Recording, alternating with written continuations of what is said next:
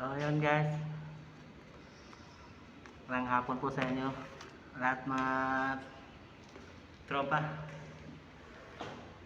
So ngayon po ay street po tayo ngayon, 2 to 10. So nakikita nyo naman po kanina duty po ako ng 6 to 2, ngayon po ay street ako. Kasi po yung kapalitan ko ay tinawagan po siya kasi daw interview daw niya.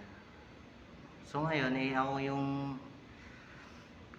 ako yung naka-duty na ka-area dito sa area namin. So ako na yung pina-street ni sir ng supervisor namin. So ngayon po hanggang alas 10 po ngayon ako mga tropa. Uwi tayo mamayang alas 10 kasi street po tayo mga tropa. Ayan po, hindi no, bilasan na tayo mga tropa kasi kanina umaga talagang palaban tayo. Ngayon dito na talaga tayo mga tropa. So ayan po po guys, mapasalamat nga pala ako sa supervisor namin dito sa area ko dito sa hospital. Kasi po kahit na umuwi pa ako at wala ako nung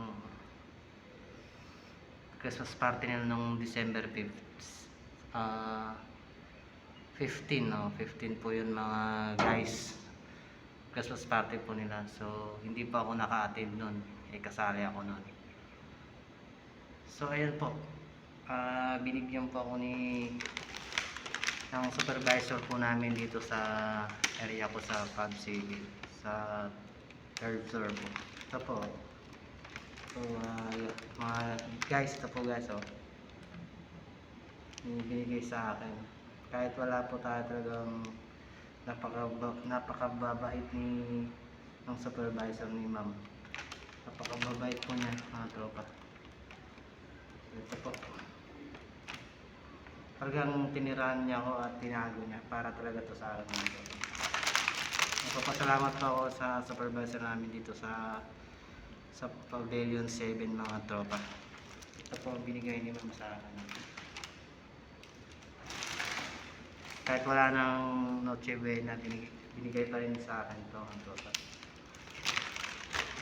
So yun lang po mga tropa. Pan ko lang po yun. Kasi napakamabait talaga ng supervisor dito sa Pub 7 mga tropa. Kasi binigyan niya pa rin ako kahit wala ako. Hinintay niya ako sa pagbalik ko dito mga tropa. So yun lang po. Maraming salamat po mga tropa. Sana mag-enjoy po kayo sa video nito.